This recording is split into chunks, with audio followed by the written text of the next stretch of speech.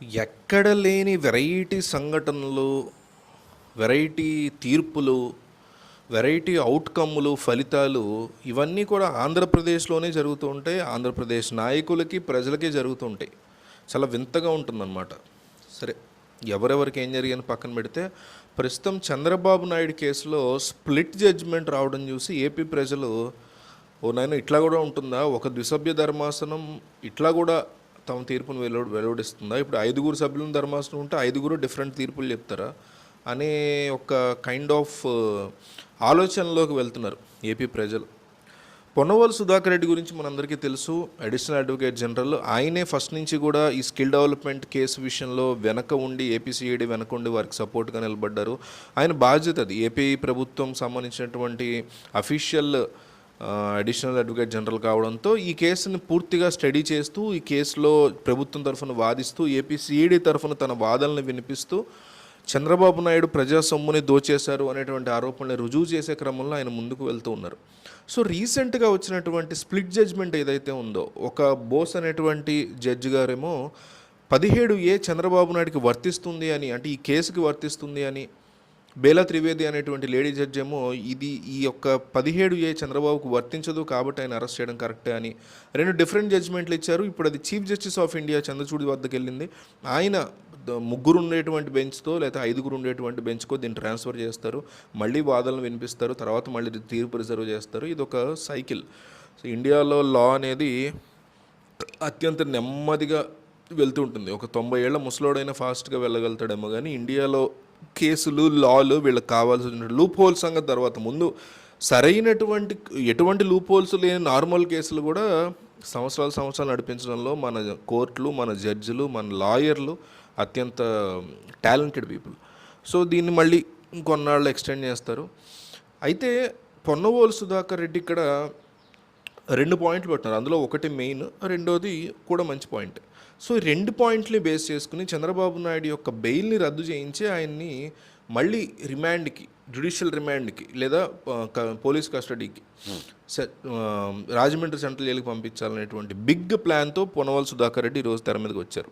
ఆయనకి ఈ తీర్పు స్ప్లిట్ బిట్ జడ్జిమెంట్లో ఆయనకి 2 విషయాలు పాజిటివ్స్ ఆయనకు కనిపిస్తున్నాయి. ఒకటి, 17A వర్తిస్తుంది అని ఇద్దరిలో ఒక న్యాయమూర్తి చెప్పారు. డెఫినెట్లీ 17A వర్తిస్తుంది, ఎందుకంటే జూన్ 5, 2018లో ఈ కేసు రిజిస్టర్ అయింది కాబట్టి, అప్పట్లోని కేంద్ర దర్యాప్తు సంస్థలు ఈ కేసు రిజిస్టర్ చేసాయి కాబట్టి 2018 జూన్ తర్వాత ఈ అమెండ్మెంట్ ఏదైతే చట్ట సవరణ వచ్చిందో సెక్షన్ 17A సంబంధించి, అది ఈ కేసుకు వర్తించదు అని ఒక న్యాయమూర్తి నమ్ముతున్నారు. కాబట్టి అది తనకి ఒక గొప్ప బలంగా ఆయన ఫీల్ అవుతున్నారు. రెండోది మోస్ట్ ఇంపార్టెంట్ పాయింట్ ఏంటంటే, మెయిన్ పాయింట్ ఇది, ఇద్దరు న్యాయమూర్తులు అంటే ఈ బెంచ్ ద్విసభ్య ధర్మాసనం అంటే సుప్రీంకోర్టు జడ్జిమెంట్లో ఇద్దరు ఇచ్చారా ఒకళ్ళు ఇచ్చారా పక్కన పెడితే, ఇద్దరు చెప్తుంది ఏంటంటే, హోల్ బెంచ్ ఇచ్చినటువంటి రిజల్ట్లో రిమాండ్ని తప్పుపట్టలేము, సెక్షన్ A వర్తించదు అని చెప్తున్న జడ్జి ఇదే చెప్తున్నారు, వర్తిస్తుంది, చంద్రబాబును అరెస్ట్ చేసేటప్పుడు గవర్నర్ పర్మిషన్ తీసుకుని ఉండాలి, ఈ అరెస్ట్ కరెక్ట్ కాదని చెప్తున్న వ్యక్తి కూడా ఇదే చెప్తున్నాడు. ఏమని, ఇట్లా వర్తించదు అన్నంత మాత్రాన రిమాండ్ రిపోర్ట్ని మేము కొట్టేయలేము, రిమాండ్ రిపోర్ట్ని కొట్టేయమని కోరినటువంటి జడ్జితో వీళ్ళు చెప్పినటువంటి సమాధానం ఏంటంటే, రిమాండ్ రిపోర్ట్ని కొట్టడం కుదరదు, వర్తించదు కాబట్టి, గవర్నర్ని వీళ్ళు పర్మిషన్ తీసుకోలేదు కాబట్టి, నాతో పాటు ఇంకొక జడ్జి దీనికి ఏకీభవించట్లేదు కాబట్టి సిసిఐ దగ్గరికి వెళ్ళండి అని చెప్పేసి ప్రొసీడ్ చేశారు తప్ప, ఆయన కూడా ఎవరైతే వర్తించదు అన్న ఆయన, వర్తిస్తుంది అన్న ఆవిడ ఇద్దరూ కూడా, వర్తిస్తుంది అన్న ఆయన, వర్తించదు అన్న ఆవిడ ఇద్దరూ కూడా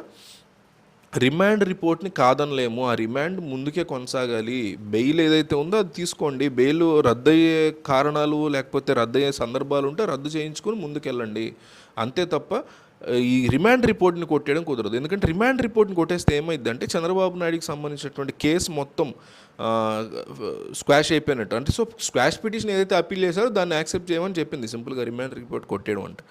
సో అది కొట్టము, మీరు మీ ప్రొసీడింగ్స్ మీరు ముందుకెళ్ళిపోవాలి పోలీసులు అని చెప్పి కోర్టు చెప్పడం అనేది గొప్ప బలంగా నిలుస్తుంది ఈరోజు ఏపీ సిఐడికి, జగన్మోహన్ రెడ్డి ప్రభుత్వానికి, పొన్నవోలు సుధాకర్ రెడ్డికి. ఇప్పుడు వీళ్ళు ఏం చేస్తారంటే, పొన్నవోలు సుధాకర్ రెడ్డి నెక్స్ట్ ప్లాన్ ఎట్లా ఉంటుందంటే, ఓకే మంచి ఛాన్స్ దొరికింది మనకని చెప్పి ఈయనకు ఉన్నటువంటి చంద్రబాబు నాయుడుకి ఇప్పటికే ఉన్నటువంటి బెయిల్ని రద్దు చేసే క్రమంలో, రెగ్యులర్ బెయిల్ ఇచ్చారు కదా మొన్న మధ్య, రెగ్యులర్ బెయిల్ని రద్దు చేసే క్రమంలో చూడండి సుప్రీంకోర్టు కూడా చెప్పింది వీళ్ళు కేవలం కక్ష సాధింపు చర్య అని చెప్తున్నారు. ఇంకోటి జరిగింది సుప్రీంకోర్టులో, కక్ష సాధింపు చర్యలు చేస్తున్నారు తప్ప ఇంకొకటి కాదు అన్న మాటలను కూడా సుప్రీంకోర్టు తోసిపుచ్చింది. వాదనలు జరిగేటప్పుడు కక్ష సాధింపు ఇది పొలిటికల్ వెండెట్టా అనేసి చంద్రబాబు తరఫు లాయర్ వాదించినప్పుడు సుప్రీంకోర్టు జడ్జిలు ఇద్దరు కూడా దాన్ని యాక్సెప్ట్ చేయలేదు. ఇది పొలిటికల్ వెండెట్టా కింద మేము కన్సిడర్ చేయట్లేదని తోసిపుచ్చారు.